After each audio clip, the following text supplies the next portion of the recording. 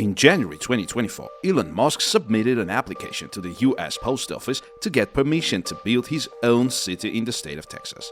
Starbase, where SpaceX shuttles are built, is going to become a real city of the future. Why did the richest man on the planet choose Texas? Probably this question is better answered by economists, but we as historians are going to tell you that once Napoleon himself chose Texas. Also, we'll explain why Texas is nicknamed the Lone Star State, how such a huge number of Vietnamese appeared here, and what 6 countries laid claim to its territory. This is Smart Stories channel. We tell stories that make you think.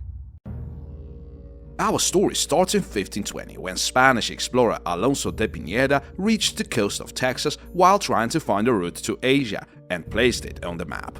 But if you know anything about colonization, you will reaffirm that life is not a game, and it's not like Europeans were eager to inhabit the lands of the New World. On the contrary, explorers, traders, and conquistadors blatantly and openly lied about the richness of the continent to get some extra financing in Europe.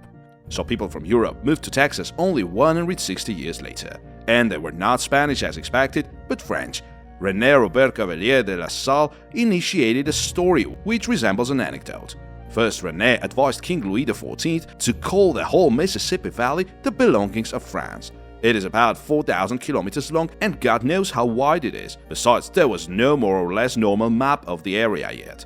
Then the second part of the joke started, as René decided to deal with the map problems and find the estuary of Mississippi in order to understand what they had added to France at all. For that, the expedition of the Frenchmen was sent to the New World in 1685. Almost immediately, they found the first European settlement in Texas. Fort St. Louis, which had 5 houses, was located to the southeast of modern San Antonio and 644 kilometers away from the Mississippi mouth. The French, just like Columbus before them, were wrong in their calculations as they believed the old maps and landed in the middle of nowhere. As a result, unexpectedly, they became the first inhabitants of Texas. This is where the third round of the comedy show begins, as the French found themselves not very far from Spanish Florida and New Spain.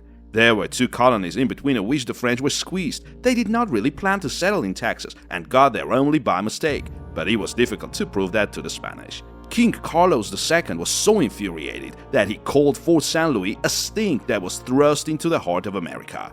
However, it is worth mentioning that the Spanish had no idea about the Texas geography either, and they spent 4 years finding that French settlement. After which, in 1679, Fort St. Louis ceased to exist. Meanwhile, ironically, the Spanish realized that during this search they had updated their maps quite well, had learned a lot about the area, and got acquainted with the local tribes. Why not add Spanish Texas to already existing Spanish Florida? And that's what happened. In 1691, General Domingo Tirán de los Ríos became the first governor of Texas. From that moment, the history of the colony started, which lasted 1.5 centuries. And to avoid another French mistake, the conquistadors quickly built infrastructure. In 1718, modern San Antonio was founded, a bit later Roebline, Rio Grande, and many other cities. But things on the continent did not calm down. For the first 50 years, France and Spain fought for these territories in the New World 3 times. The culmination of that was the 7 Years' War, which many historians call the Zero World War. Countries from all over the world fought each other on all continents, each of them having their own goals.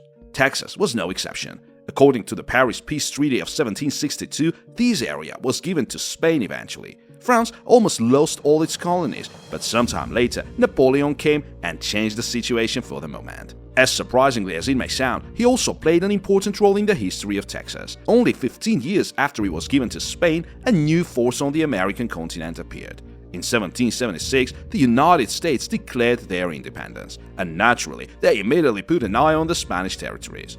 A leapfrog started, and as a result, Texas was returned to France, then sold to the United States alongside Louisiana, then disputed by Spain, disputed by Florida, and a lot of other things happened. This mess relatively ended with the Treaty of Adams-Onis, according to which the US returned Texas to Spain, swapping it with Florida. This happened in 1819. Napoleon had only 2 years to live, and by that moment he had already returned as an emperor and then embarrassingly fallen. Bonaparte was in exile on St. Helena Island, but still developed cunning plans. Well, not about conquering Europe, of course. Napoleon wanted to try his luck in the New World, and his destination was supposed to be Texas. His elder brother Joseph was having a vacation not very far from there. Some time ago, Napoleon had made him the King of Spain. Naturally, after Bonaparte's regime fell, his brother lost the throne. However, Joseph turned out to be a smart one, and shortly before being overthrown, he had a part of his army and 50 million francs. Some of that money, 100,000, Joseph Bonaparte invested in a young Spaniard, Francisco Mino. This guy was responsible for developing a smart plan for Napoleon's evacuation from his exile island to Texas. And not just to settle there, but to make some fuss, as the first part of the plan was to conquer the Spanish colonies in the New World. Unfortunately, or luckily, this first phase became the last one. It turned out that the Spanish were prepared for the Bonaparte Senior's revolt, so the evacuation of Napoleon was delayed. But other people tried to do it at least 5 times. They even tried to use submarines, smugglers, and even Brazilians, as Napoleon was very popular in South America thanks to his support of the locals in their war against the Spanish. In short, cancer cancelled all the plans, so Napoleon did not manage to get to Texas. But his cause went on, and in 1821, Mexico gained independence from Spain, taking Texas along with them. It was joined to the new country without a single shot. In comparison to the large countries of that time, Mexico was incredibly poor. To survive, the young government allowed everyone to settle wherever they wanted and claim any property they wanted. It was assumed that people were going to protect their possessions from Indians and gradually build the country. That's exactly what happened, but with a small twist. The majority of immigrants arrived from the United States with their own rules and traditions. It was so huge that Texas unilaterally refused the prohibition of slavery so Americans could feel at home. And when Mexicans suddenly realized that one of their states had turned into a richer branch of the US, it was too late. In 1830, Americans were prohibited to move here, and naturally, nothing good came out of it. 4 years later, Texas initiated a war for independence. It lasted until 1836 and ended in Texas's full victory, mostly because of the archaic Mexican weapons, and the US support in fact was not really that huge. We may say that the new Texas Republic achieved all their goals by themselves. Its independence was recognized by almost all mighty countries of Europe. But the population of the young country had to make a choice. The majority wanted Texas to join the United States, but there were many of those who were planning to develop Texas into a huge country from ocean to ocean. Well, you all probably know how it all ended. In 1845, on February 28th, a bill to annex Texas was signed in the United States Congress. We can't say it was done forcefully. First of all, Texas was continuously attacked by Mexico, which wanted to get it back. Secondly, the new country was deep in debt because of their army needs, as they had to hold back those attacks. Thirdly, the US promised Texas to enlarge its territory. You may ask, at whose expense? Well, Mexico's actions are going to answer this question, as they still consider Texas their own territory. Immediately after its annexation, they found themselves at a war with the United States.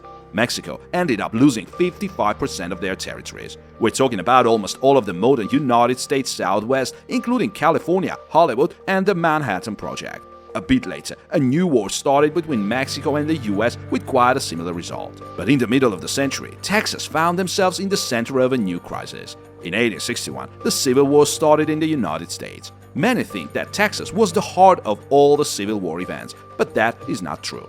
On the contrary, they received the nickname the backdoor of the Confederacy. The thing is that the Confederates used the area in Texas to trade cotton with Europe, and probably the only massive battle that took place in Texas was the last one in the Civil War. Mostly, they were just sending people to the front line and supported the Confederation with anything they could. Interestingly, the Northern generals blamed Texas for starting the Civil War, but not because of the role that the state played in the war. Ulysses Grant and other heroes often called the war God's punishment for the earlier war with Mexico. They were sure that God was severely punishing the United States for their mistakes in the past. Anyway, the borders of Texas haven't really grown since that time. By the way, it is the only state that joined the country while being an independent republic. Because of that, Texas has been nicknamed the Lone Star State, which you may find on the Texas flag as a reminder of the battle for independence against Mexico and the unity of the population of the state. Many interesting things later happened in Texas, besides the Elon Musk project, of course. For instance, the quarter of all the American Vietnamese people live in Texas. 5% of the Houston population are Vietnamese. Their roots naturally go back to the Vietnam War times, to its end to be precise, when the United States troops retreated from the country. The Allied forces and just ordinary people that had cooperated with the US followed them. Officially, there were 3 waves of refugees from Vietnam. Mostly, they settled in California, Florida, and Texas as they found the climate of these states most similar to their countries. Particularly in Texas, the Vietnamese language is the most popular after English and Spanish, though the native speakers have not been considering themselves Vietnamese for many generations now. Throughout its history, 6 different countries claimed Texas to be their possession: France, Spain, Mexico, Texas Republic, Confederation, and of course, the United States of America.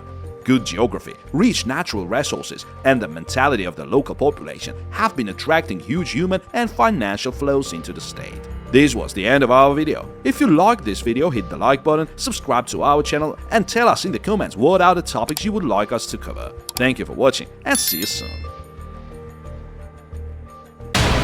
This is Smart Stories channel. We tell stories that make you think.